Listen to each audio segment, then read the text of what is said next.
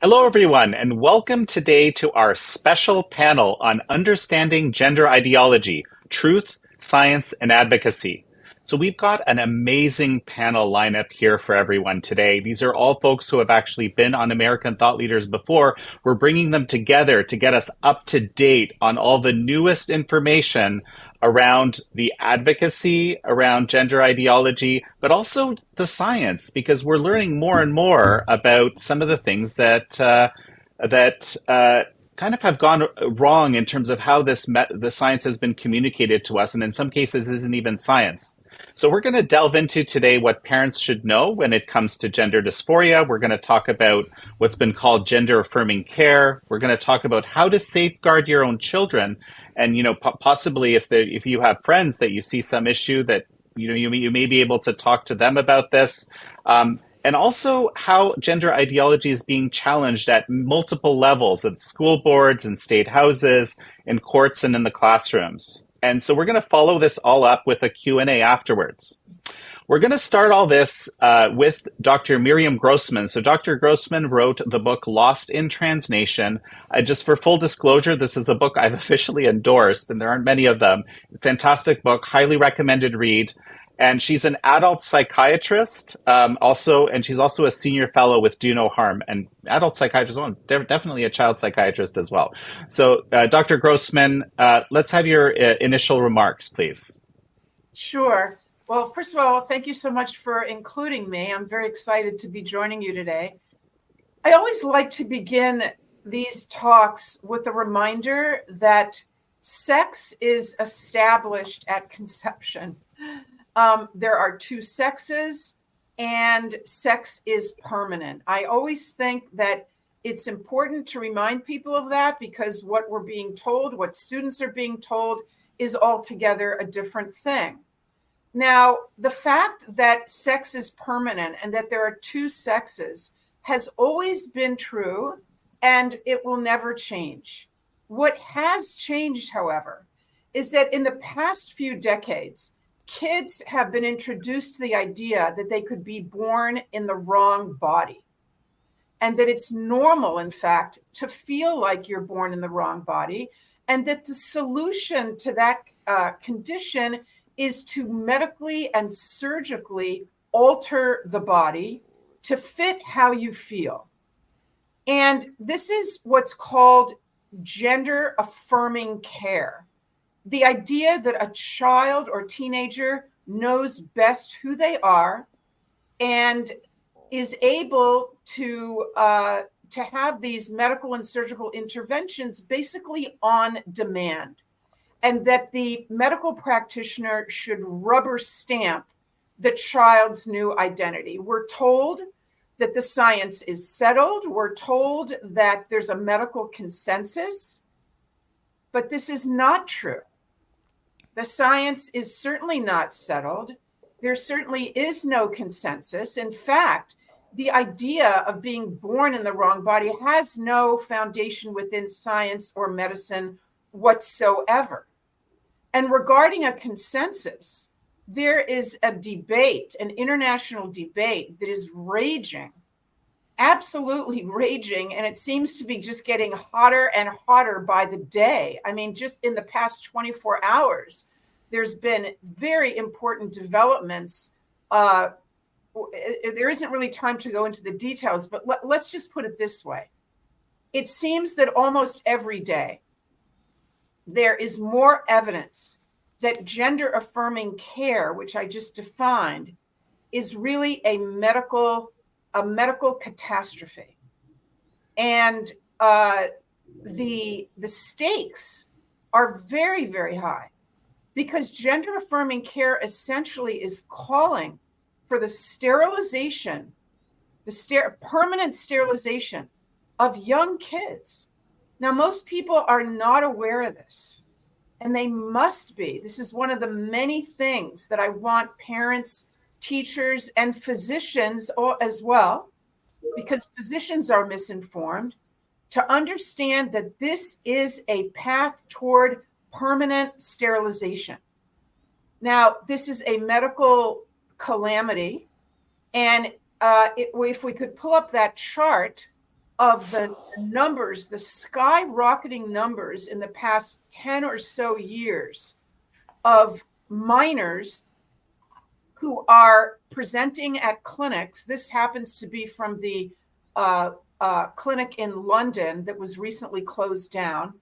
But at that clinic, the busiest, the largest clinic in the world, they saw a 5,000% increase in the numbers of kids showing up complaining about the physical reality of their sex and wanting to quote unquote transition to the opposite sex or some variety therein.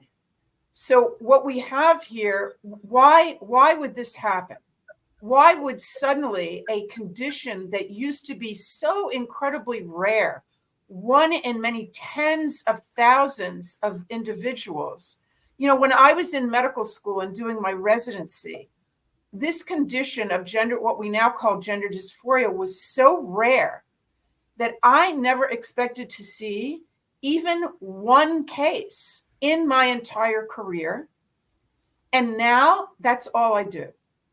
My practice is devoted to helping these kids and helping their parents navigate this family crisis. Because it is a family crisis when you have a child who, out of the blue, and that, I'm talking about the kids who are what we call ROGD, rapid onset gender dysphoria, without getting into too much detail. But these are the vast majority of kids now who are suddenly out of the blue coming home, and at the dining room table, they are announcing, "Mom, Dad, I'm not your son. I'm your daughter. I want you to use this new name, new pronouns. I want to go to a gender clinic, and I want to be put on medication." So the stakes are very, very high. We have no evidence that these medical interventions are helpful. We do have overwhelming evidence of harm. And so, if there's one thing that I want the audience to take in today, it's that they must become educated on this issue. They are being led to believe by doctors, by government authorities, by medical organizations like the American Academy of Pediatrics. Just this morning, I checked my professional organization, their website, the American Academy of Child and Adolescent Psychiatry. And I went on there and looked at the advice that they are giving to parents about this issue. And they tell parents that they must immediately use their child's preferred name and pronouns. Now, this is extremely disturbing. We know that kids turn to their parents, to adults, but their parents in particular, to understand the world around them, to understand reality. And here, my professional organization and many others are instructing parents to go ahead and rubber stamp this false identity, something that can never be true. Your son can never be your daughter, and you are doing no favor to your child to affirm that false identity, to lead them to believe that, yes, you were born in the wrong body.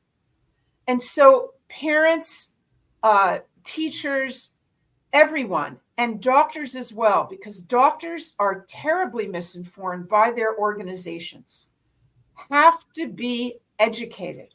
They have to learn, they have to listen, they have to ask questions, and most of all, understand that if they stick to the legacy medical organizations and the legacy news sites and our medical authorities, they are going to be very dangerously misinformed on this issue. So that's all I'm going to say right now. There's a ton of other things that we can go into, but I'm going to give other people a chance. Well, and one big thing we're going to go into today is, what does the science actually look like? right? Like that supports everything that Dr. Grossman just talked about. And in my excitement to get started, I'd like to actually introduce all of the remaining panelists, the three panelists. So we're going to have Chris Elston up next. That's Billboard Chris, of course. Some of you know him that way. He's a very prominent children's rights advocate. He's been traveling all around the world with a big sign that speaks to one of the things that Dr. Grossman mentioned right at the end about being born in the wrong body. I believe that's one of the signs that I've often seen on Chris wearing. And he's talked with thousands of people about this issue, just everyday people on the street. We're going to hear from you just next. But after that, we're going to have Kate Anderson, a senior counsel and director for the Center of Parental Rights at the Alliance for Defending Freedom. And so she's involved in a number of legal cases around all of these issues that we're talking today. And finally, to round it all out, we have Tiffany Justice. She's the co-founder of Moms for Liberty. This is a super fast growing network of grassroots activists advocating for parental rights. And I think also, in effect, children's rights across America. So Chris, you're up next. Thank you so much. I'm super pleased and honored to be part of this powerful panel here today. I just want to back up what Miriam Grossman said. There's no such thing as a transgender child. These are called girls and boys, and the positive message we should be sending is that they're beautiful just as they are. But the message that has become the dominant message throughout politics, throughout the left, through our schools, through all of these NGOs, is that somehow it's a progressive and loving and kind thing to tell a child that they're supposed to be something they're not. Because that's what this message is. Transgender ideology is about self-hatred. It's about teaching children that if they don't like their bodies, that they can change them and that will find them true happiness. It's taking children who have invariably other mental health comorbidities, anxiety, depression, autism is extremely prevalent. Dr. Grossman had mentioned the gender identity service at the Tavistock in the United Kingdom. They conducted their own survey of their own patients, and out of more than 1,000 kids, 35% had moderate to severe autism. The former president of the American College of Pediatrics, Dr. Quentin Van Meter, who we all know from this panel, I've met with members of Congress with him, he told me he estimates 60% of these kids have suffered sexual abuse. And he's still a practicing physician, still teaching, still meeting with these kids. And when you read the stories of these detransitioners, sexual abuse is extremely common. For a girl who's been sexually abused, this is going to be the greatest trauma of her life. And if you give her an out where she can just say she's a boy and she can escape what she considers to be the source of her abuse, being female, well, of course, some kids are going to jump at this. And I've talked to young people on the street who told me how they were sexually abused and now they're transitioning. So there's always something else going on, but we don't treat these other conditions anymore. We just treat the child as though gender is the source of all their problems. And the practice, especially in North America, but throughout the West, is to simply affirm the child that they were born in the wrong body. Increasingly, safeguards have been eroded to the point where now on their first appointments, often kids are getting puberty blockers or cross-sex hormones. And they're scheduling appointments for double mastectomies over the phone when they're still children. So the whole thing is outrageous. We need to get back to the positive message that children are beautiful just as they are. And this entire ideology is based on a lie, and the whole thing needs to be torn up and thrown in the trash heap. No, and one of the things I'll just mention to our viewers, one of the things I'd like to make sure that we talk about is this CAS report that came out in the UK, which looked at all these questions even deeper. This is following the Tavistock clinic being shut down. So, Kate, let's hear from you. So my work at ADF has been largely focused on attacking this issue from the parental rights angle, really protecting parents under the law as they're trying to help their kids. And parents' rights matter because kids matter. And that's really where those rights come from. Parents have this duty to their kids to raise them, to direct their upbringing and education. And that's why parental rights matter. They step in to ensure that parents have the opportunity to do that. And we're seeing this fight come out so much on the gender identity issue. And the comments so far this morning have been wonderful, and they make me think so much of our clients, the real people who are struggling with this and dealing with this on the day-to-day. We had the opportunity to represent a mom and daughter with the Wisconsin Institute for Law and Liberty who were struggling with this issue in Wisconsin. The daughter was middle school age. This was during COVID. She was dealing with a lot of anxiety, depression, body image issues. She began reading online and hearing at her school about how maybe if she was uncomfortable with her body, she was just born in the wrong body. And she began to believe that.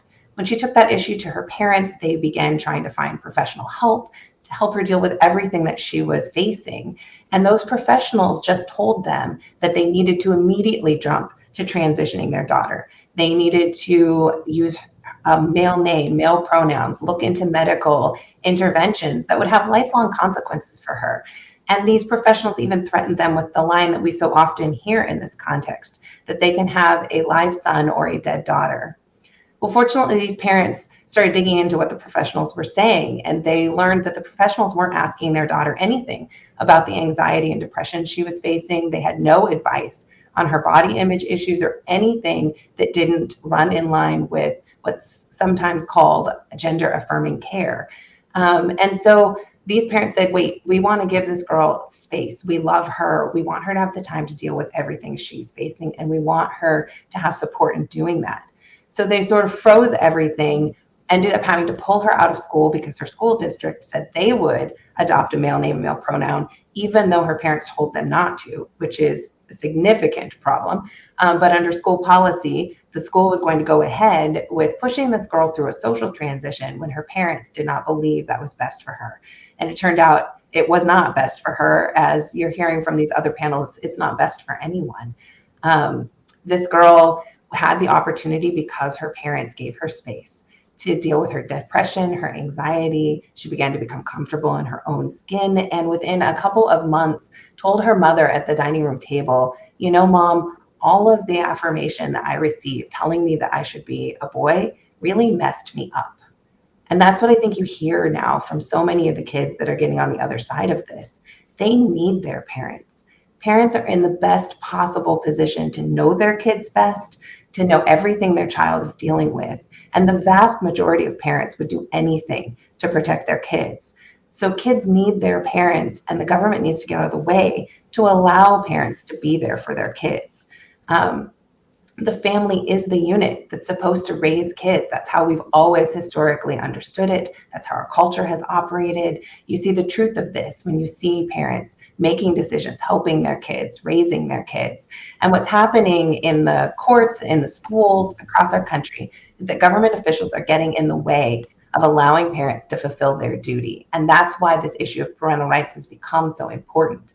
We have another similar case in Michigan involving a girl who was struggling with autism, and her school began socially transitioning her. Well, her parents, who were very involved parents, were actively speaking with school officials, working with them to try to address their daughter's issues, which at that time they believed were only autism, and found out that the school was lying to them this whole time. They were even changing their daughter's records before sending records home so that the parents would not know that the school was using a male name and pronoun for their daughter. That kind of lying is where we are with the schools. And it's really dangerous because kids struggling with these issues need their parents, and parents are the right ones to be here walking through these difficult challenges with them. And this idea that sort of, how did we get here?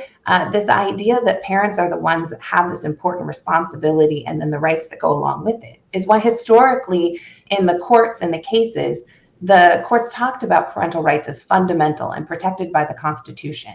But as that's come along and our society has shifted so much away from respect and understanding of how important the family is, the law has switched too and began to shift. And you have courts that, especially in the education context, have not protected parents and their ability to protect their kids within the schools.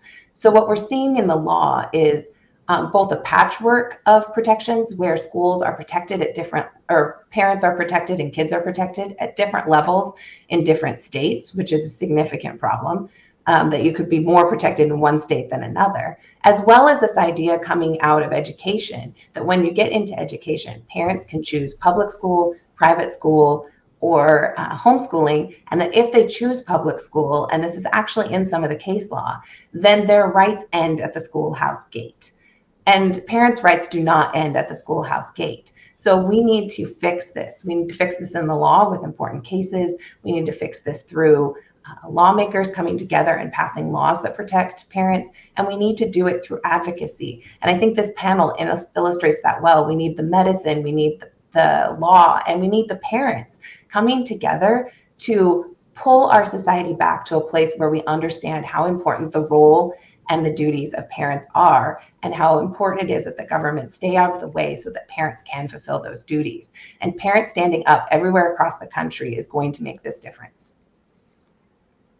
One of the things I think we definitely want to try to cover is, there's so many people that have been misinformed around this issue because of some, very powerful organizations in some cases, accepting, what these WPATH guidelines, right, which we've learned since aren't actually based on science.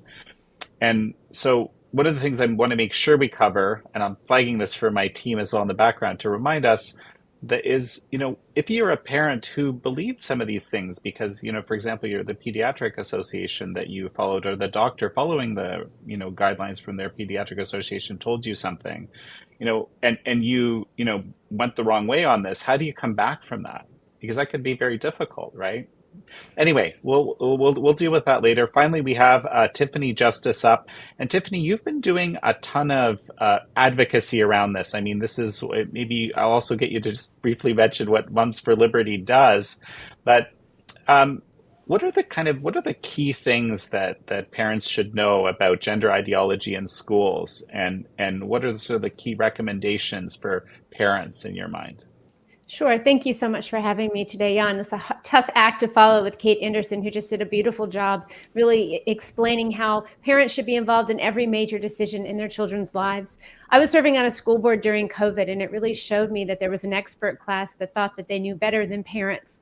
And nowhere do we see that more than the school system. Kate's right. Your parental rights do not stop at the classroom door. And my biggest message to parents around this issue of gender ideology or gender affirming care or gender confusion is you need to parent this issue like you would parent any other issue that you are dealing with your child. If they're experiencing some type of mental distress, never do we affirm that mental distress. For example, anorexia. Never would we encourage our daughter to continue to starve herself or get them lap band surgery. But in this issue, it seems like parents have just been given horrible advice. I have so much compassion for parents who think that they're doing what's best for their child, because you have groups like the American Academy of Pediatrics, Jan, much like Miriam said about the associations that she belongs to, that are saying to parents that this idea of medical transition, social transition is good.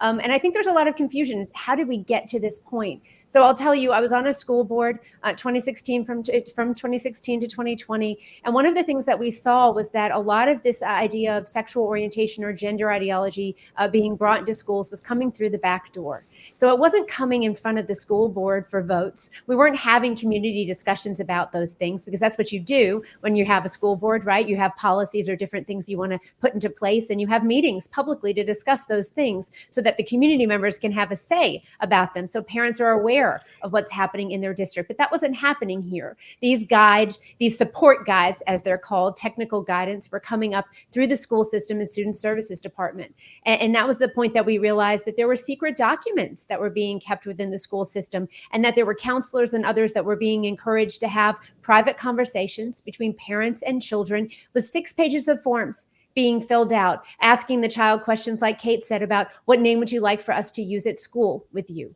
What name would you like for us to use when we talk to your parents? There were plans that would handle if there was a sibling at the school that wasn't aware of the gender transition.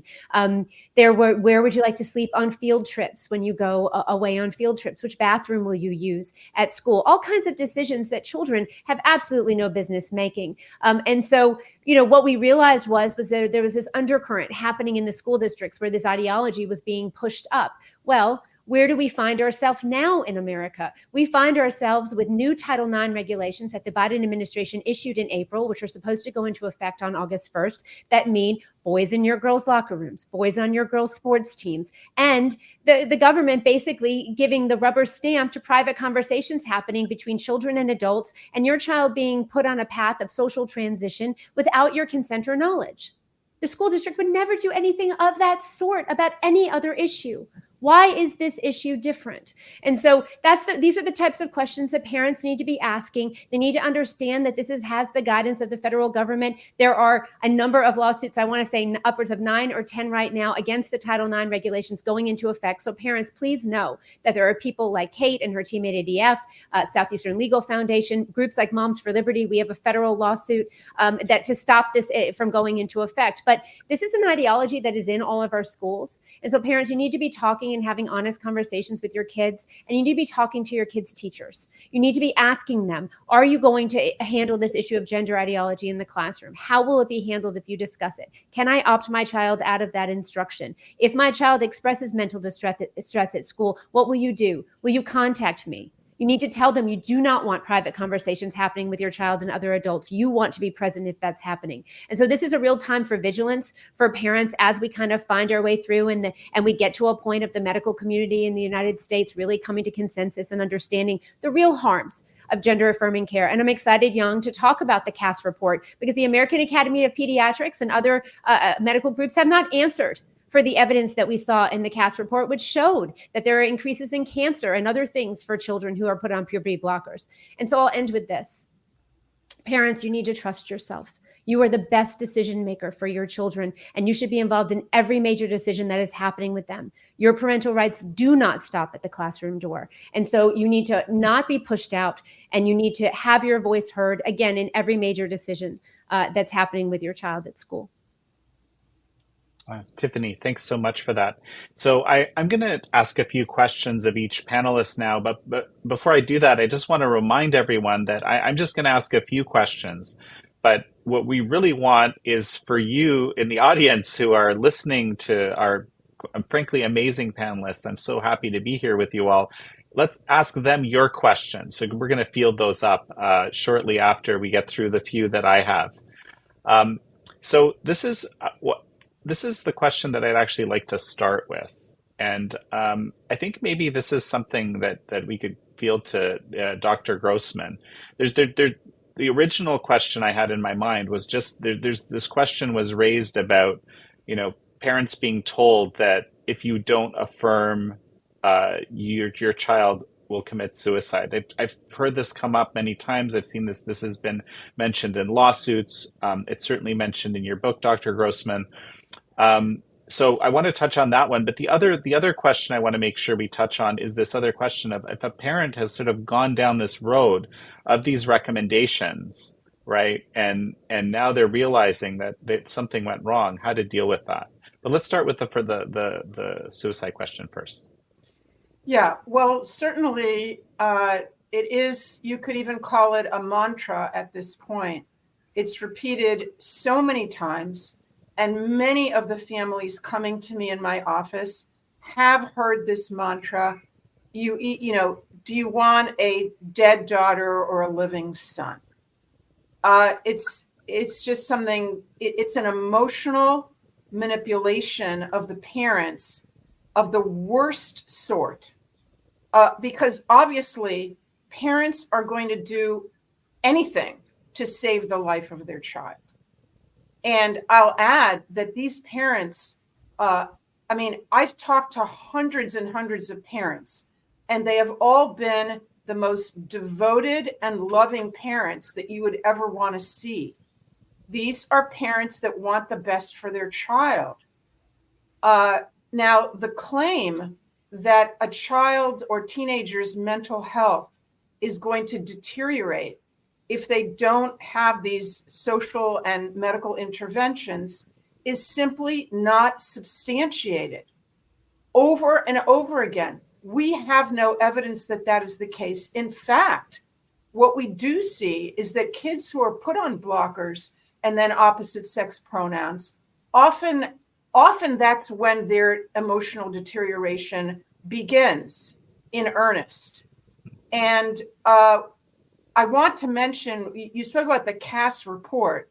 The CAS report is a bombshell, groundbreaking report that came out of the United Kingdom about 2 months ago. And it was commissioned by their National Health Service, in part due to this explosion and skyrocketing number of cases at their clinic in London, and compounded by the fact that they had a huge calamity at that clinic, in which I think it's 30 of their therapists resigned in opposition to what they were being told to do, which was place almost every child, regardless of age and regardless of comorbid psychiatric diagnoses, to place that child on the path toward medicalization, rapid medicalization, without delving into it, without looking at the family closely, without providing help for their anxiety and depression. It was just straight to the blockers and the hormones. And so at the Tavistock Clinic, they had this calamity scandal that occurred. Excellent books have been written about it. And as a result, the National Health Service asked Dr. Hilary Cass, a prominent pediatrician in England, to review all the data and to come up with recommendations. Now, her report took 4 years. She didn't do it alone. She had an entire team from York University helping her. And it took 4 years, and her report is almost 400 pages long. So this is not a joke. This is the most comprehensive review of gender-affirming care ever done in history. And there's a lot of important conclusions and recommendations that she made. But just to get, Jan, into the question that you just asked me regarding suicide, there was no evidence of increased suicides in this group. Yes, they have an slightly elevated risk of suicide compared to the general population of kids. But when you compare them to the population of kids who have comorbid psychiatric issues, autism, ADHD, depression, anxiety, trauma, et cetera, they do not have an increased risk of suicide. And there is no evidence whatsoever that these medical and surgical interventions will prevent any suicides. It is irresponsible to put out that information, which we are hearing over and over and over again. Dr. Rachel Levine, number 2 at Health and Human Services, seems like at every opportunity, Dr. Levine is spouting this falsehood. So there's a lot more that could be said about this myth of suicidality. But I'll tell you honestly, I'm concerned about suicide in 2 other groups. I'm concerned about suicide in the young people who later on, after months or usually years, recognize their mistake. And they recognize it after they've already been permanently disfigured and possibly sterilized. I'm worried about their suicidal ideation, and I'm worried about parents. The parents that have to deal with this most horrific, hellish situation in their home of being faced with either denying reality or losing your child, having your child turn around and become estranged from you. That is what's happening now. Or having Child Protective Services, we didn't talk about that yet, swoop in and take your child away on the basis of, they're calling parents who will not socially affirm with pronouns and new names, they're calling that emotional abuse. The parents that will refuse to sign on the dotted line for hormones, they're calling that medical neglect. Families are being destroyed by this ideology. And that is one of the reasons I wrote my book. It's called Lost in Transnation. Parents need to be well educated on this subject before their kid comes home distressed and confused and believing that they're born in the wrong body. Way before that, years before that. So I'll stop. I could go on for hours, but I'm going to stop because I know other people have a lot to say. Yeah, and I think Chris wanted to jump in and with a quick follow up here. And the one thing I want to just mention again, as you were talking, Dr. Grossman, it just struck me that, there's a lot of people, there's a lot of victims in this, Yeah. right? And so we've got the parents, we've got these kids, and when people, we're this is obviously a society. I don't know what the right word is, but a society morphing, a society, very destructive issue for society. But we kind of have to give people sort of ways to come back from it, right? And I want to make sure that we cover that very seriously during the talk here. But Chris, why don't you jump in? Thank you very much. So what's the only way you can justify what we're doing to kids? What's the only possible way you can justify stopping puberty in a child, giving them the opposite sex's hormones, which are causing cancer, which are causing girls to have to get hysterectomies and oophorectomies where they cut out their ovaries? This ideology is causing children as young as 12 years old, this has happened in California, to even get double mastectomies. So how do you justify any of this child abuse?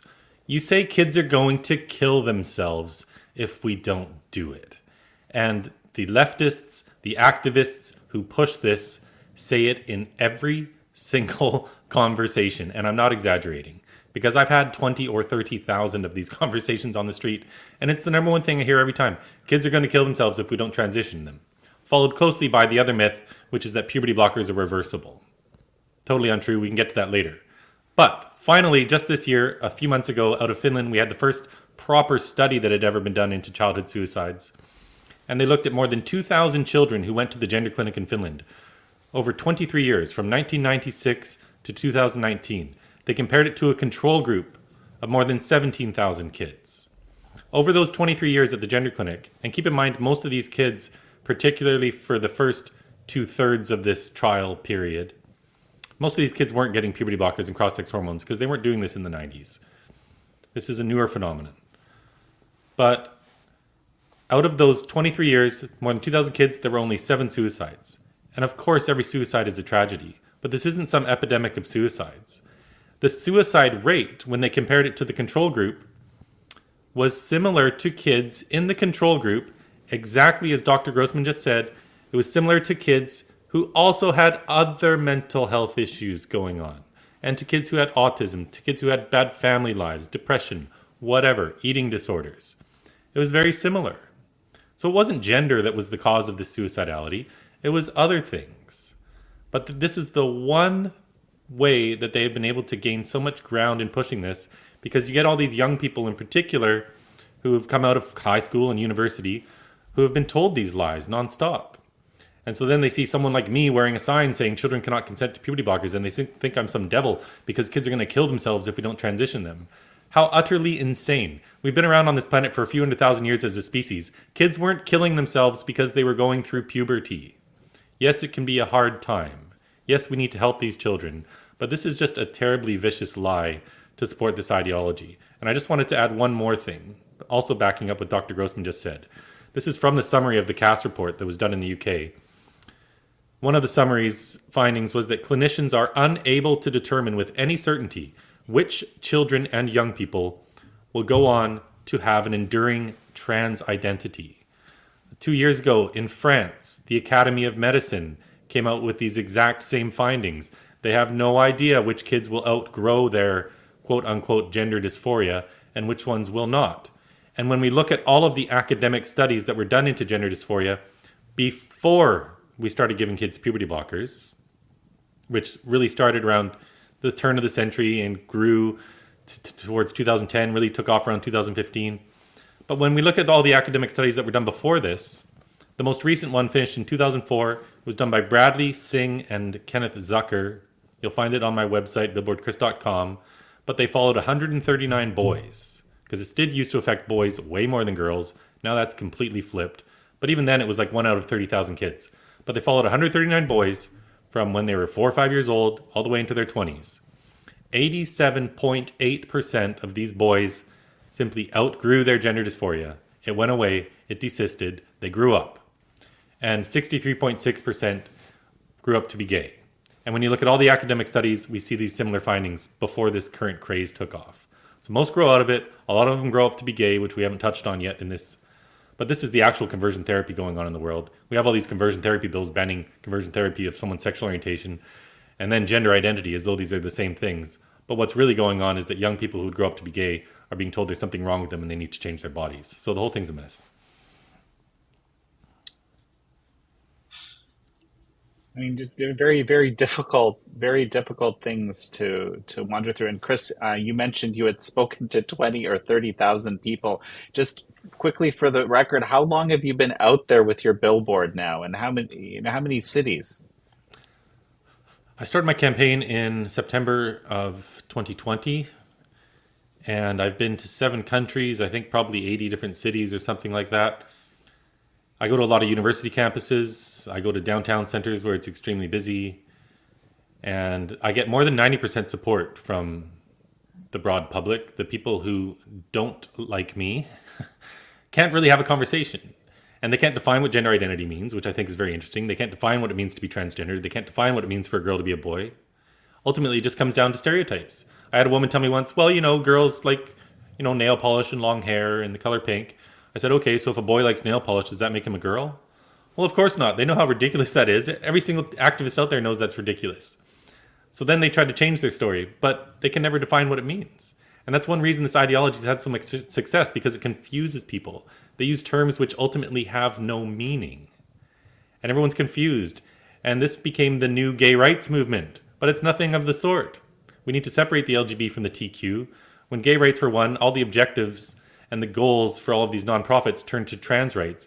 And basically, they've been successful in turning what is a mental illness into a civil rights movement that we're not supposed to question. But when children are coming to harm, of course we should be talking about it. Of course we should be questioning it. And all the evidence points, of course, to there being nothing wrong with these children. We don't need to try to do childhood sex changes. We should be telling them they're beautiful just as they are. This is Can I add a point in there? Oh, go ahead. May I just add a quick point? Just that we're seeing, I'm just having a lot of hope on this issue right now, because like Dr. Grossman was talking about, like Chris was talking about, there's medical information getting in now, starting in Europe and now flowing into the United States, where good quality medical information about gender identity issues are coming in, and parents can get actual information. So I just encourage parents to be informed about this issue, to have courage that you know your child best, no matter what a professional is telling you.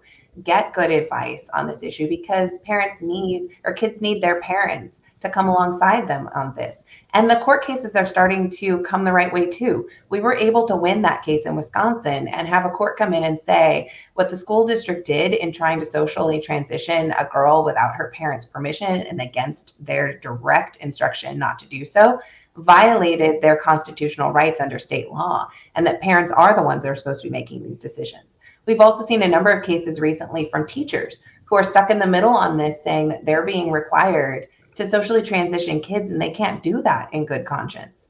And the court's coming in not only protecting those teachers, but saying things in those cases about how important it is for parents to be making these decisions, to be getting the information and be the ones directing their kids on this issue. And I think if parents can have that courage to get the information and do what they know is best for their kids, this is going to save so many children.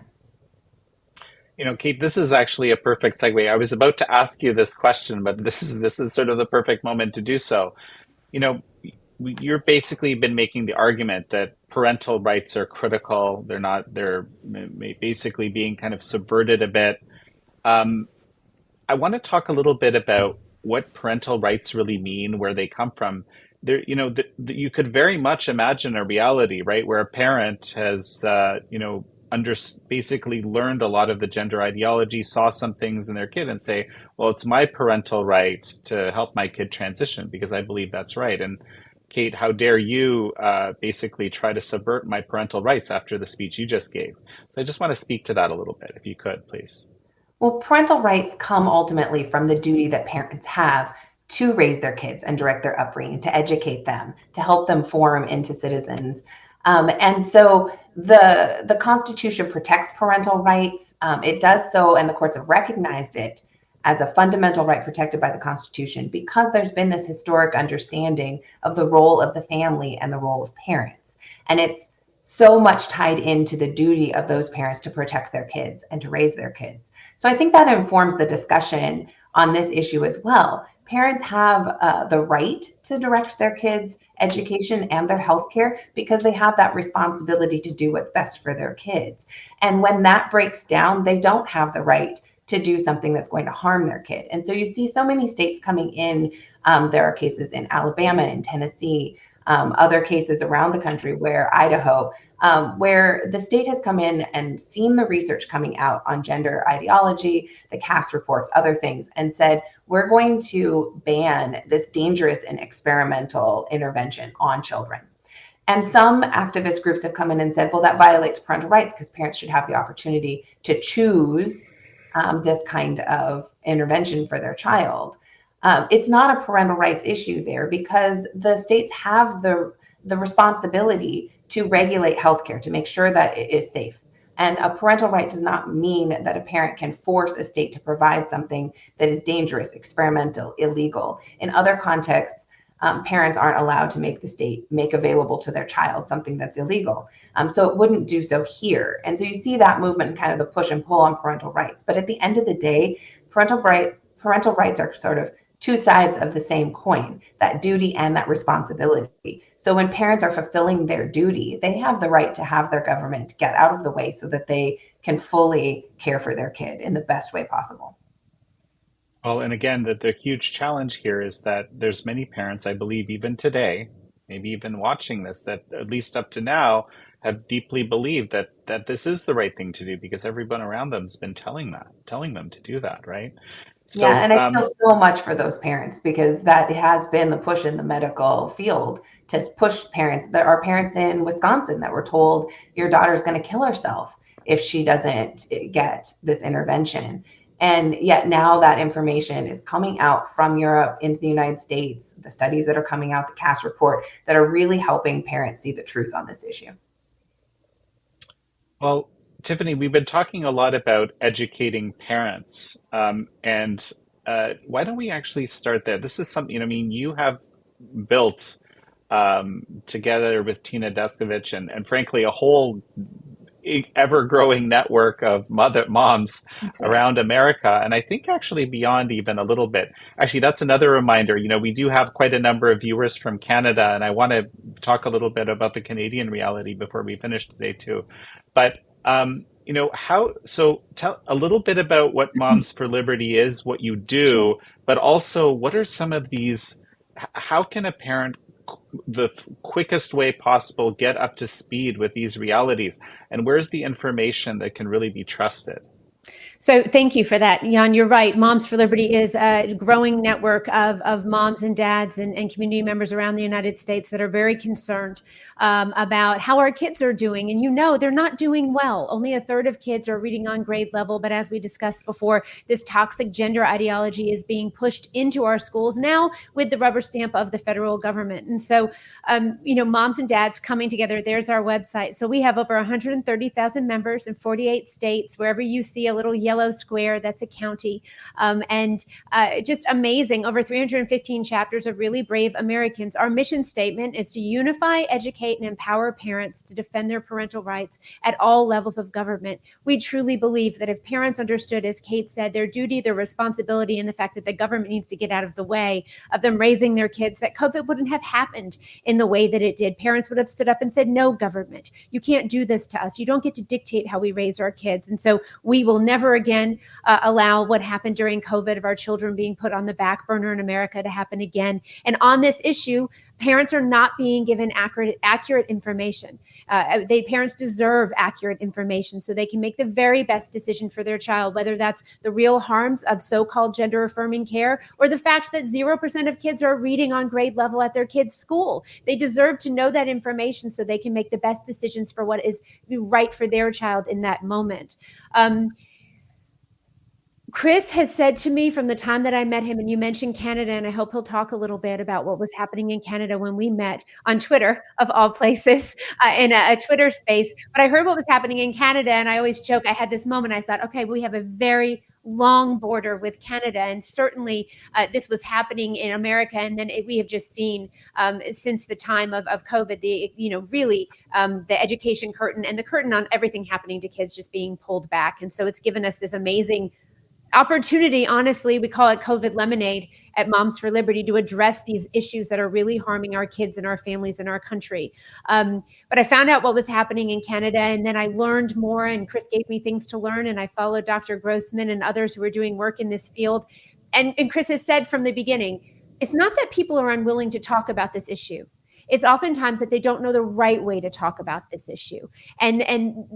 So we've learned a lot from Chris about his terminology, saying no child is born in the wrong body. There's no right way to be a boy or a girl. Just because a boy likes Barbies or a girl likes to play football doesn't mean that they were born in the wrong body. And these are very simple, common sense things that we should be sharing with people. I tell people all the time, I want you talking about this everywhere.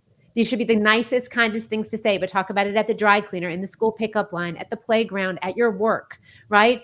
But that's what we found at Moms for Liberty. So our mission statement, unify, bring people together, educate them on the issues so they have the real facts, so they can engage in conversation, and then they feel empowered to make change happen. You ask about resources. I recommend that everyone go to Dr. Grossman's webpage and check out the information that she has there in the book that she wrote, Lost in Transnation. It's a wonderful book, as you said, Jan, and really helpful for parents. You should go to Chris's website and check out all of the different information that he's compiled. And ADF has some great tools and resources and kits for educators, for parents that are going through some of these things. The other thing that I would say, if you're watching this and you're just curious, I really don't know about gender ideology or gender affirming care, or I'm hearing President Biden talking about it all the time as this civil rights issue of our generation. But gosh, cutting off the healthy body parts of kids doesn't sound very good. What could this be about? There's a new toolkit. So you can go to gendertoolkit.com. And there's a group called Restore Childhood that came together during COVID because they recognize parents wanted information for their kids. They wanted to be able to make good decisions, but it seemed like the information was constantly biased and slanted, and they didn't know who they could trust. And so Restored Childhood came together and put something together called the Urgency of Normal Toolkit, where they really fought to get masks off of kids and to let kids lead healthy lives during COVID. There's the Gender Toolkit right there, gendertoolkit.com. It's called An Urgent Conversation. And that's really what we want to have. The truth of gender ideology and gender affirming care is that it's nonsense, and that it's not what's best for kids. And the sooner that we can have this conversation with as many people as possible, sharing the information that Miriam has shared, that Kate has shared, that Chris has shared today, the sooner that we're going to beat this toxic ideology back, because kids deserve to learn to read in school. And right now, we have kindergartners in America that are being taught that they might have been in the wrong body. They might have been born, in the wrong body, and that's unacceptable. And the government doesn't have the right to teach lies in school. We need to rely on our education system to unfold the full potential of every child and teach facts. And that's what Moms for Liberty is very focused on making sure we do. Yeah, and so I actually just downloaded the Gender Toolkit last night. It's actually kind of a remarkable resource because it's not very long, but it packs a lot of punch in a very small, beautifully illustrated. And I think they're going to want to get your email, where to send it to. I'd encourage you to do so. This is some people don't like giving their email. This is a trustworthy group, and I would love to actually hear back from you if you're watching what you think of this toolkit. So I think this is the time that I want to jump to audience questions. But there are a couple of outstanding questions just in my mind that I want to cover. So maybe I'm gonna go back on that for a moment. So the first question, and I'll let whoever wants to jump in to field this first. Okay, if there is a parent who's watching who's gone down the path of affirming their children, and they've been conflicted in that, or maybe they had one of their parents in that kind of mental frame, they're changing. It's just such a difficult reality, right? And the thing is that I think it's even very difficult for some people, maybe to even might be difficult for them, pardon me, to to admit to themselves like what exactly has happened, because it's such a, I guess, big intervention, right? But so how do you, I'm sure that all of you have encountered this, and how can you help someone it kind of, go through the process of well, one, kind of educating themselves, and two, uh, kind of getting to the other side, I guess. Okay, I'll take this briefly, if I may. To be honest, Jan, these are very difficult people to reach. I view much of gender ideology to be like a cult. So essentially what you're talking about doing is deprogramming. And that's a very difficult thing to do when people have transitioned to their own child, especially if they've been enthusiastic about it. They're not reachable right now. And it might take them years to come around to understand what they've done, if they ever do. I think what we really need to do is reach the people in the middle of the spectrum, middle of the political spectrum. People from left and right all agree that, yeah, there's no such thing as a child born wrong. And we just need to keep getting the truth out there, because you really only need to reach 3 or 4% of the population before this whole thing comes crashing down. But my strategy with people who are pro-transition is to say things they agree with and to ask them questions. So if I say, first of all, there's no right way to be a girl or a boy, we shouldn't put them in some stereotypical box. If a girl's more masculine, if a boy's more feminine, beautiful, what's wrong with that? They get very confused because they automatically assume that I'm going to be against gender nonconformity, which I'm not. And so you've just said something that they agree with, and it causes this confusion, this cognitive dissonance, where there's now two competing ideas going on in their brain, and they're going to have to go home and ask themselves some questions and maybe start figuring this out. But the other thing to do is to ask questions. Ask them to define these terms. What does it mean for a girl to be a boy? You say your child is trans. Well, what does that mean? So your boy likes girly things? Well, that's okay. Why would you possibly ever change a child's body just because they have interests that are stereotypically associated with the opposite sex? That's nuts. But another facet of this is parents who themselves have mental illness. An older study showed that 52% of the moms of these boys with gender dysphoria themselves had borderline personality disorder. So I just think it's important to reach the people in the middle of the political spectrum. We need to reach the normies and educate them about this, and the whole thing will come crashing down, as it already is. Could I just say a word on this? So Jan, you've asked, what about a parent who is wondering if perhaps it's more complicated than they thought? Perhaps they've made some mistakes along the road. So I would say to a parent like that they should understand that the same doubts that they have, the child also has. One of the reasons that these kids have to appear so sure and so certain and so, 100% is because they can't face the possibility that they're wrong. And they've been indoctrinated to believe that this is the solution to their emotional problems. And if they, for one moment, start to doubt that, then, oh my gosh, what is going to be the solution? They're hanging all their hopes on this one path, that living as the opposite sex is going to help all their problems, all their emotional issues, all their social issues, because they've been led to think that. And so they're hanging on to that. And when the parent approaches them with some uncertainty and sort of we need to be cautious, we need to be careful, that's when the kid, and I've seen this so many times in my practice, the kid freaks out because they can't handle that uncertainty. And a lot of these kids, as has been said by so many of you, are on the autism spectrum. And so the way that they think is very black and white. If I'm not comfortable as a girl and I don't like getting my periods and I don't like being looked at by men in a sexual way, I must be a boy, black or white. And so they have so much trouble with the gray. But truly, most of life is gray and not black and white. And that's what we need to help kids and parents navigate, is that gray zone, that zone of let's look into this, let's be careful, let's explore this. Let's look at the pros and cons. And I very much want to support any parent that is wise and courageous enough to question their past decisions. And they really should get a pat on the back, a lot of support. And by the way, there's so much support for parents out there right now. That wasn't the case a few years ago. But there are grassroots organizations, amazing groups of amazing parents who are there to support each other. And there's a list of those groups on my website as well.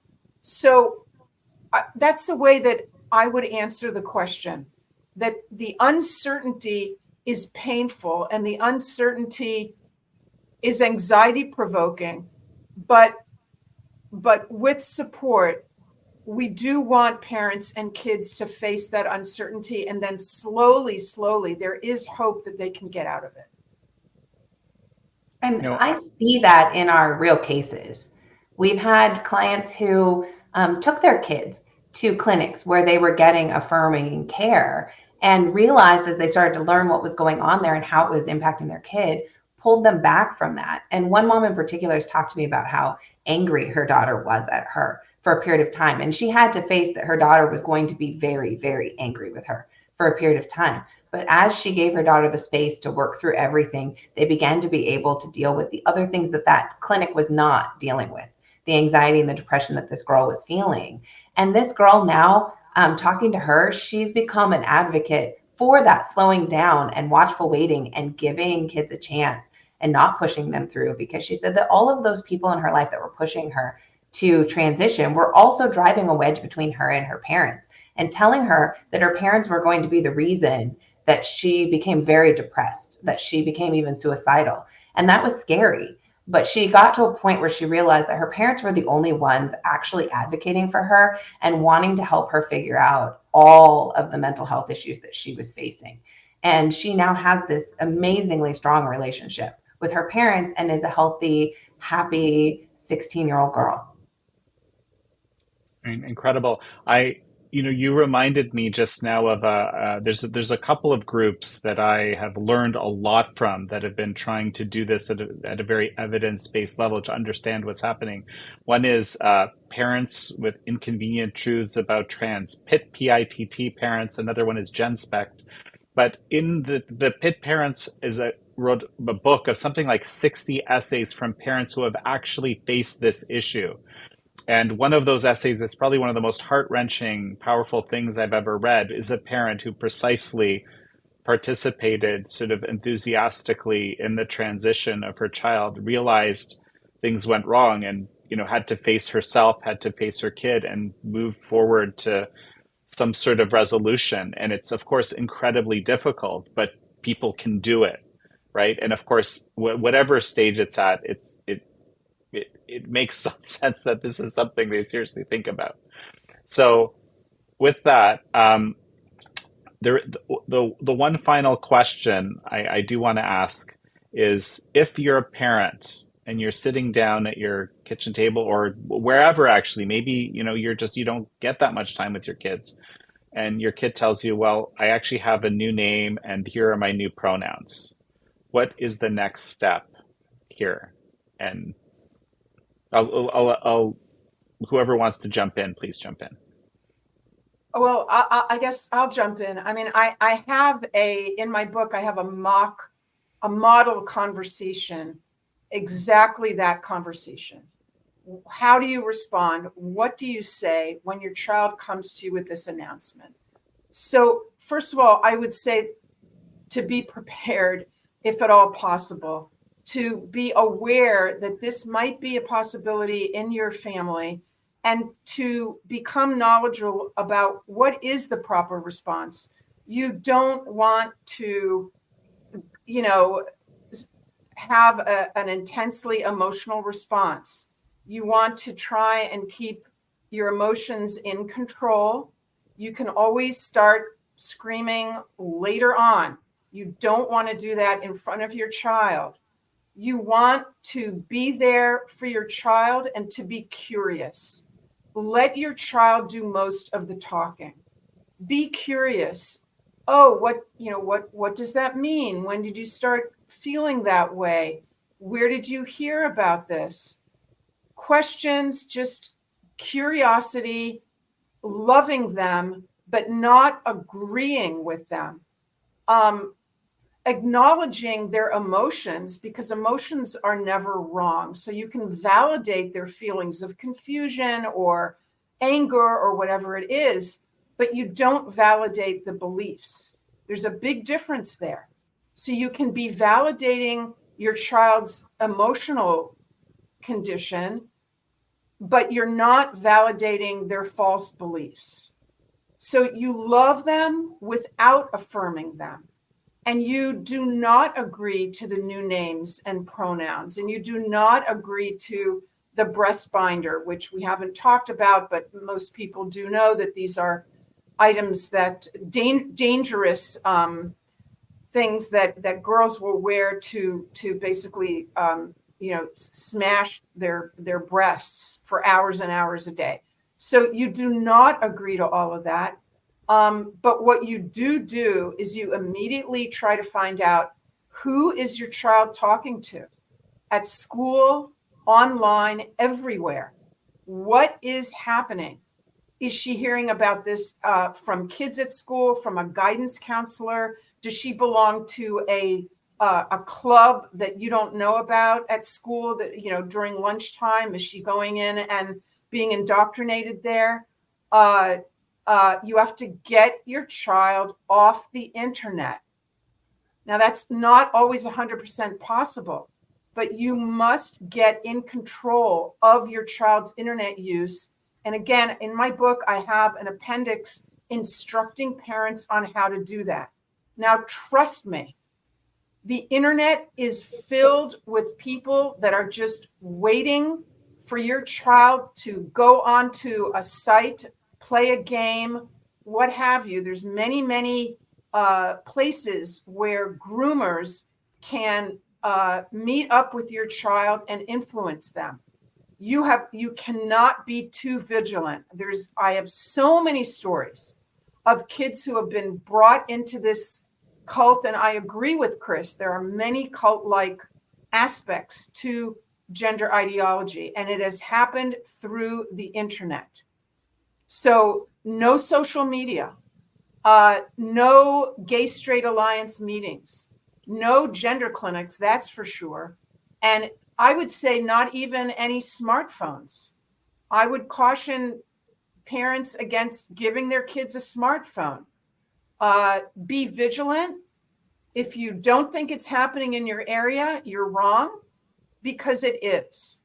You can, at your dinner table or even whatever with your young children, you can reinforce the idea that there's no one way to be a boy or a girl, and that however your child is wonderful, and they don't have to fit the stereotype. They do need to understand, though, that they have been a boy or a girl from the moment that they were created.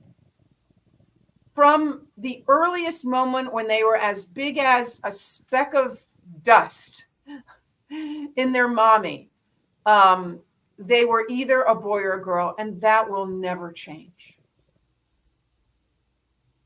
I'm going to do a follow-up here quickly from Total Immersion English is the user. I have asked my daughter, almost 20, to go see a counselor to try to find the root cause of all this, but she will only see one who is a pro-trans and affirms her. Any ideas? I'm going to repeat the words of Stella O'Malley, who is a therapist from Ireland and who founded GenSpect. And what she said at a conference that most of us attended in Washington, D.C. back in January of this year, is that oftentimes it's the parents who need the coaching from the counselors or the therapists, not the kids. What you're doing when you send a child to a therapist is you're getting that child to go into their own head, when oftentimes I would say they just need to go outside and play. They need to get off social media. They need to get out of their video games. They need to get away from any influence, and they need to go play and do what we've evolved to do as human beings, which is play with other kids outside.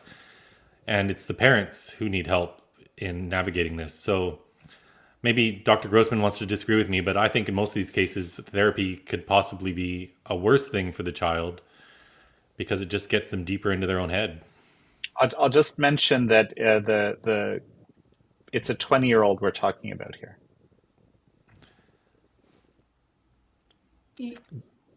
Wait, were you finished, Chris? Can I say Yep, something? yep. Okay, given that it is a 20-year-old, what I would tell this mother or total immersion English, first of all, is to endorse your 20-year-old daughter for being willing to go to therapy. That's good.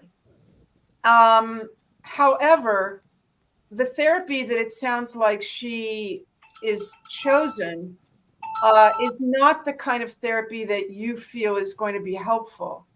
I would certainly not pay for such therapy, for affirming therapy. I would, continue to support your daughter in wanting to seek help, but try to find somebody who, and there are groups right now, there are many therapists that do not automatically affirm and that do what we call, exploratory therapy. And I would encourage her to try and meet with some of those people and see if she could find someone there, and that you would, that you would pay for that.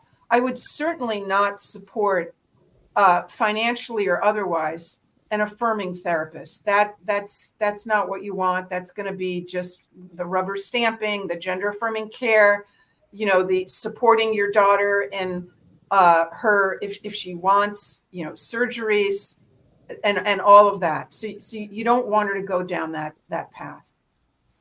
Can I jump in for a second, Jan? I just have a follow-up. You're talking about a 20-year-old. Some of the most convincing stories and some of the stories that have touched me the most are from detransitioners, from these beautiful girls that have made different decisions. I often say that these gender ideologues steal a future from these girls that they don't even know that they want, but at some point are going to desperately crave, and that's motherhood. I remember listening to Chloe Cole speak on a stage and talk about the fact that, she doesn't know if she'll be able to have children. She certainly won't be able to breastfeed her children. She had both of her breasts removed at the age of 15. And then she talked about how her wounds were still weeping. And in that moment, I looked around that room and I just thought to myself, so much pressure and the government funding these surgeries in so many ways. And yet here you have someone on the other side of it that is suffering the harms, and there is no help for them. There is no support. There is no funding. And so what I would say to this parent of the 20-year-old would be, start exposing your kid. And there'll always be your kid. I don't care how old they are, right? Start exposing your child to some of the other stories that are out there from some of the people that have gone through this, and see if those stories maybe will help to influence their decision-making as well. Okay, so this one should be simple, or maybe not. Kristen D. Smith 2. Does anyone know when the use of puberty blockers actually began? Well, puberty blockers have been used for a long, long time to treat an altogether different condition, a medical condition in kids called precocious puberty, in which kids at the age of 6 or 7, for some reason, their brains start producing hormones that tells their body to start to mature. And so puberty blockers were used for those kids in order to delay puberty to a normal time. But I'm told actually by an endocrinologist that that's not even being done these days anyway. So the answer to that question is that it's been used for a long time with kids who have a medical condition, a bona fide, pathology that's going on in their bodies. But in terms of using puberty blockers for normal, physically healthy kids, that started as an experiment in the Netherlands in the 90s on very, very few kids, because as has been mentioned before, this condition was so incredibly rare in the 90s and in even the 2000s that the studies have incredibly few subjects because there just weren't that many, and they were mostly boys. But to answer the question, these puberty blockers were started, but at a later age. They were started in the Dutch study at the age of 14 or older. Now we're starting puberty blockers, according to gender affirming care, at the very first sign of puberty, which in some kids can be 8 or 9 years old. And that's not precocious puberty. That's normal puberty. Kids are going into puberty very early these days. And so gender affirming care calls for these blockers to be given at the first sign of puberty, which is called Tanner stage 2.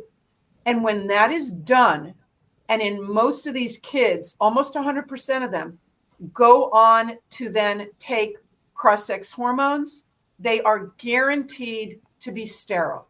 Their eggs and sperm are never given a chance to mature.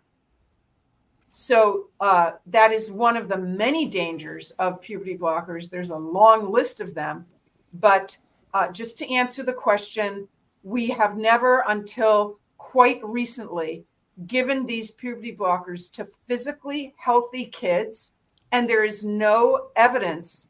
And let me just say this.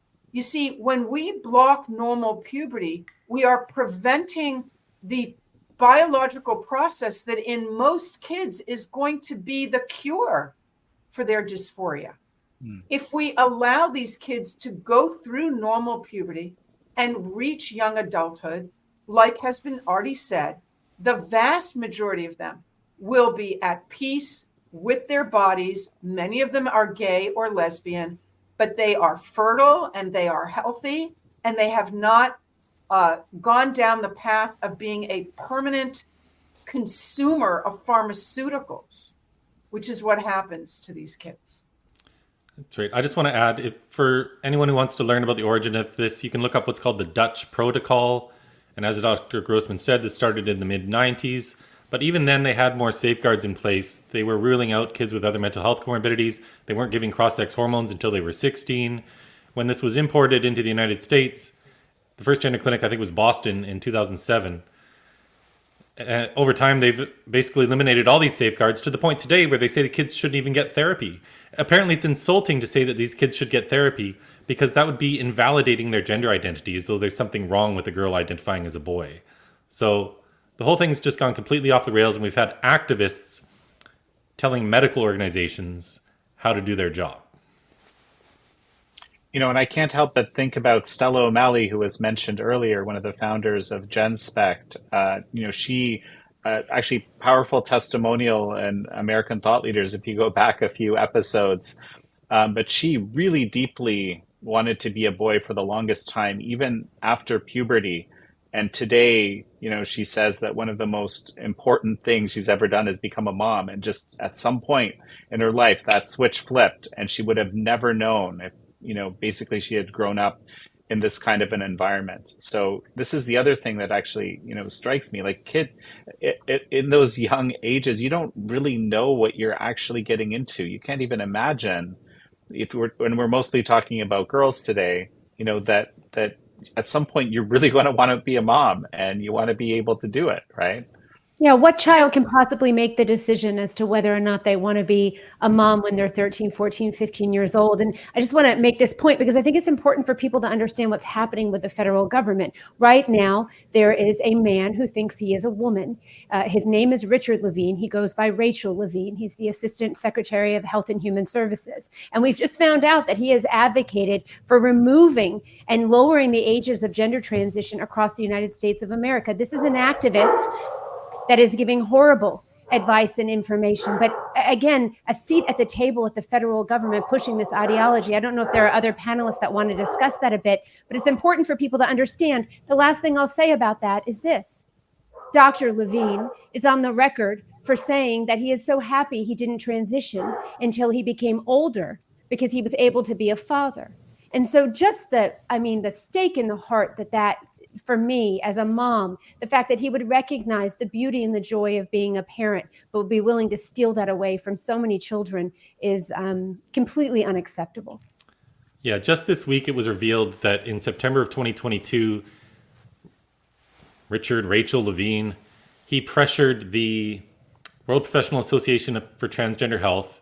They were releasing the 8th version of their standards of care, which children's hospitals can follow. They claim to follow. They don't need to follow them. These are just guidelines. But he pressured WPATH to remove all minimum age requirements. And I remember this because I'd caused a massive storm of controversy with these videos I'd tweeted out from Boston Children's Hospital's own YouTube channel. They deleted all of their own videos, but I recorded them, tweeted them out.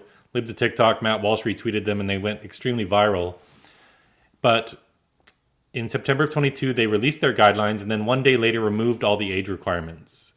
And one of the reasons that has just been revealed, which we speculated at the time, was because they want to protect themselves legally. Because if their guidelines say you should only do mastectomies on 15-year-old girls, but then they're doing mastectomies on 13-year-old girls, well, that opens them up for lawsuits, doesn't it? And so now you've got the assistant health secretary, a man who was so happy he had his own family before he transitioned, advocating to remove all age requirements so that more kids can get sterilized. And what we haven't even mentioned is that the president of WPATH, a man who says he's a woman, a man named Marcy Bowers, he admits in a Zoom call that I've tweeted out many times, none of the boys who started puberty blockers at Tanner stage 2, have been able to have an orgasm as an adult. So what 10 or 11-year-old boy can possibly consent to that when they don't even what it means? This whole thing is insane child abuse. Of course, this is all correct, and I'm so glad this is all coming out in our discussion. Let me also say that as of yesterday, there is a petition for Dr. Levine's resignation. It's being done through an incredible organization called DoNoHarmMedicine.org. I do happen to be a senior fellow there, but please, everyone listening, I hope that you would agree that Dr. Levine must resign. It is unacceptable. And again, and Dr. Levine is a pediatrician, mind you, and is on the record saying that he is so happy that he didn't transition until he had children. And he says, I can't imagine life without my children. Now, can you imagine? And here he is standing up time and time again and advocating for these kids to be sterilized. It's just nauseating. And if I may, just in the legal realm, what we're seeing are a movement from people who are detransitioning to file medical malpractice lawsuits. And those are getting significant traction, where doctors and gender clinics are being held responsible for what they've done to kids who are now living with the lifelong consequences of that.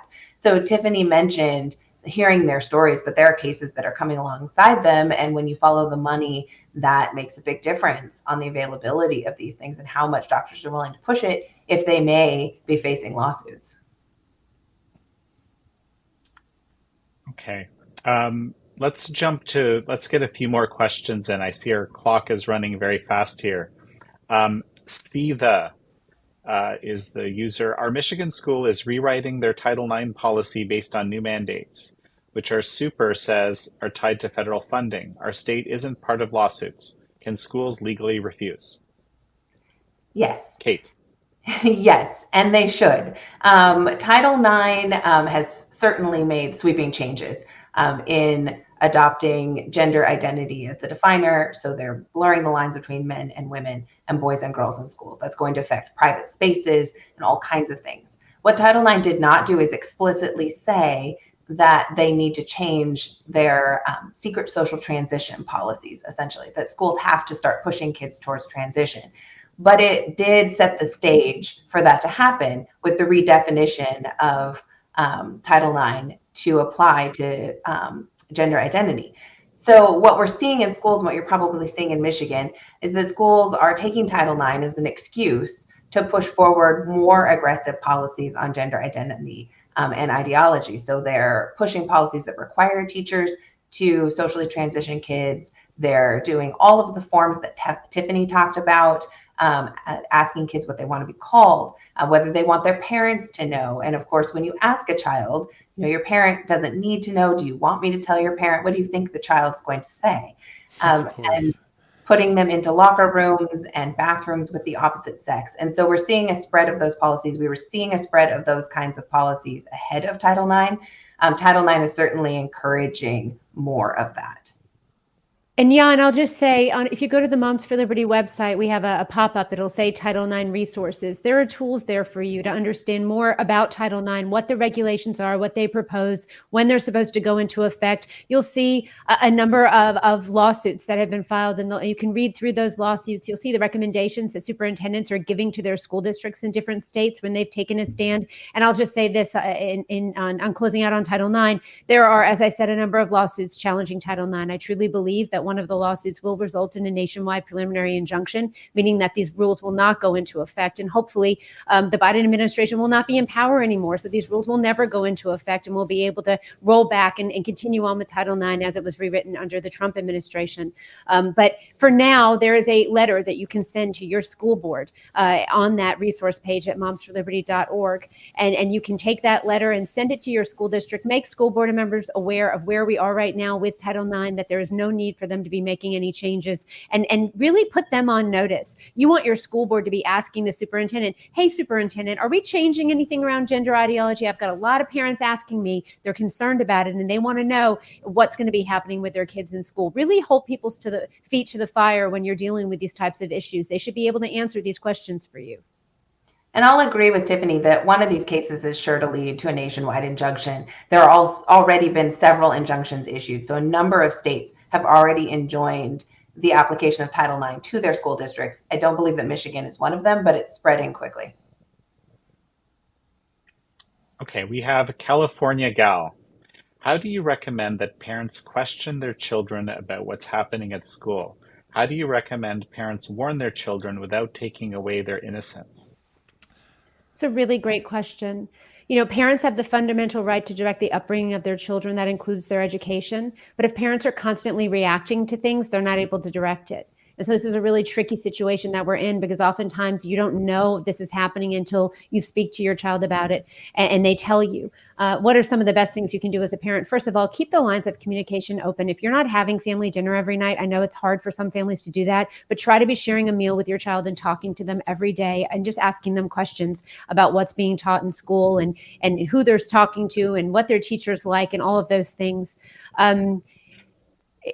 I understand it. It's delicate. As Dr. Grossman said, you want to get yourself aware and involved and to be educated on this issue. Do you have to be talking to your children about it? It depends if they're talking to your children about it at school. In some states, like in Montgomery County, Maryland, they're reading books about gender ideology and gender identity and sexual orientation in kindergarten. There's a book called Pride Puppy that's read. It's now part of the English language arts curriculum. And a judge recently there ruled that parents didn't have the right to opt their children out of this instruction. In that case, what do you need to do? You need to get your kid out of that school if you can. Honestly, that's the only thing that you're going to be able to do to safeguard them. I think the messages of there's no right way to be a boy or a girl. No child is born in the wrong body. You were made perfectly just as you are. You've always been a boy or a girl, as Dr. Grossman said. Those are the types of things that you can be saying to your children and reinforcing from a young age without giving them any idea about any of that. And then if they're, approached with conflicting ideas at school, hopefully they're going to be like, this doesn't sound right because my parents told me that this is the way it is. And that's really the thing about, raising a strong, confident child, giving them the opportunity to be able to push back. I'm sure there are probably some other suggestions from panelists. My favorite suggestion, without a doubt, and it's my favorite part of every day. When I look back at my life in 40 years, the favorite parts of my life are going to be when I'm reading to my kids at bedtime. Because that's the time of the day when maybe they're just trying to delay going to sleep, but they start telling you about their day and what happened at school. And you have these great bonding moments. And at an age-appropriate level, of course, you need to be proactive with your kids and start teaching them about gender. You tell them, if you hear the word gender at school, I want to hear about it. And somehow, much of this is just due to my kids being amazing children all on their own. But I think my wife and I are okay as parents, And I've managed to keep my kids off social media. They don't want to be on it because we had these conversations proactively and they understand it's a negative, terrible place. And they don't have any of these issues with gender ideology at all. In fact, they're a positive influence with other kids in their schools. They go to public school. I don't have to worry about a thing. I talk to the teachers. I even get to choose my kids' teachers because the principal knows they're going to have a problem on their hand if I get one of these teachers teaching gender ideology. But it's possible to do it, parents. But my number one recommendation is read to your kids. Just from a selfish standpoint, it's amazing. But it's probably the most powerful thing you can do for them as well. So I'm being signaled here that we're kind of at the end of our time together. I'd like to go for another hour, but I obviously I want to be respectful of everybody's time. And there's one question that I want to just get answered quickly, and then we'll finish. So Smollett one, she says, my daughter was 14, and when she was 14, she said she was trans, but revoked after a few weeks. So I guess went back. I have read books and done research for about 10 years, and I'm a registered nurse. How do I get involved? Who can I work for? So this needs to be a quick answer. Some of the people that are doing the best work, Jen Speck, Do No Harm. There are some great ones. Miriam, please share some other ones. But I think you see that, Do No Harm, as where Miriam is a fellow, doing amazing work supporting parents. So I really highly recommend that group. Yeah, there's join Moms for Liberty. Yeah, there is a long list of fantastic organizations that can be joined. You can volunteer. Again, my website has, I don't know, a long list of places, and I'm sure Tiffany, your website probably also does as well. But I think that's great. We need more, especially medical people. That's fantastic. We need you. Please, don't give up. You'll find the right thing to do. If anything, just like you can follow all these people on X that you believe in, and write good reviews on Amazon for, there's a lot that you can do. But you know what? Speak to your friends and your family and people that you know, and try to have an influence on them and try to bring the truth to them. My quick ad is just to get involved with your local school board. We see a lot of parents in your situation just going to school board meetings, paying attention, starting to speak out from, and with your medical background and your personal history, you have an important story to tell. So I just encourage you to look for opportunities to get engaged in that way. Get involved at the local level. Chris is right. Join Moms for Liberty. Run for school board. Make sure you're voting. Make sure you're asking people who are running for office where they stand on these issues of parental rights and gender ideology. It's an important question to ask, and it'll help inform your vote. Okay, and sort of rapid fire round here. How do we reach your respective websites or toolkits? Now let's start on the left. Let's start with Chris. Yeah, billboardchris.com. But really, I need to make that website better. Go to my Twitter account, X. Sorry, I just dead named X. My apologies. X, Billboard Chris. Same thing with Instagram. And try to come out with me maybe when I'm in your city. Come out on the street or go to university with me. You'll have your eyes open to what things are like out there. You can reach information about our cases, about our resources at adflegal.org. We have a K-12 guide as well as a parent's toolkit that we're going to revamp again soon, and more resources coming out to try to reach parents and give you information about what's going on in the cases and how you can protect your kids. Tiffany?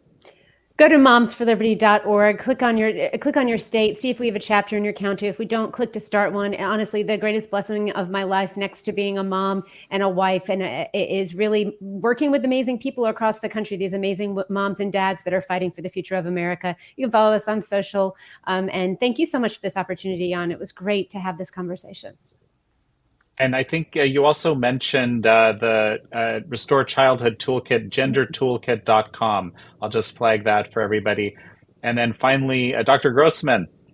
Yeah, so I have a website, miriamgrossmanmd.com. There's a ton of good stuff on there, videos, my congressional testimony, and all sorts of good stuff. I'm also on X.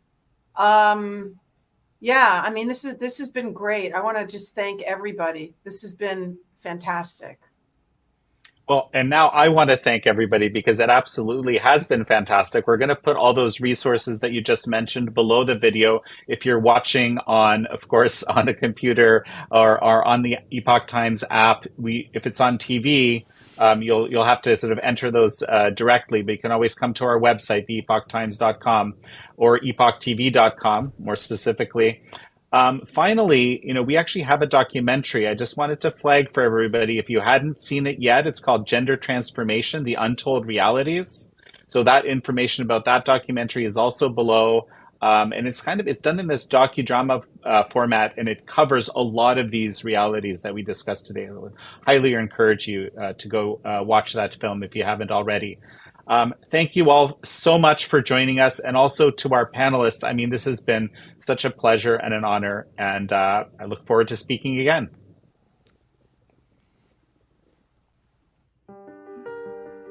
Do you think you'd be happier as a boy? My mom would never allow it. That's abuse. Oh, you can hear me cry. See my dreams all die from where you're standing on your own. Anybody who's gone through this, it's the same thing. Sweetie, please. No. I need you to leave. Evie, No. where are you getting this from? We're just masquerading.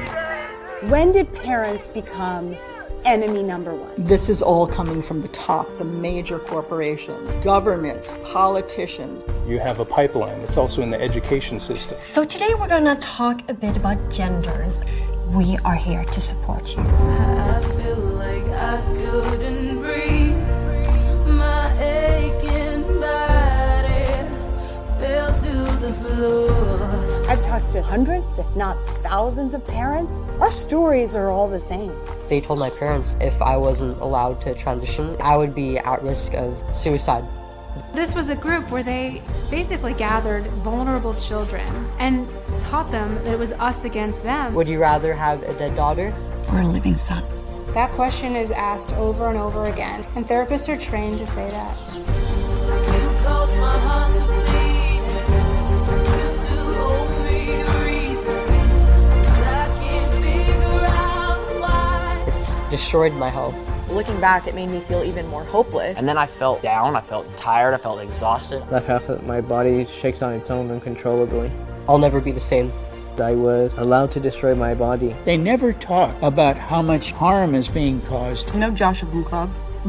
He says our closest family are often our worst enemies. It's separating kids from their parents. The state has decided that Evan should stay at a group home for now, for his safety.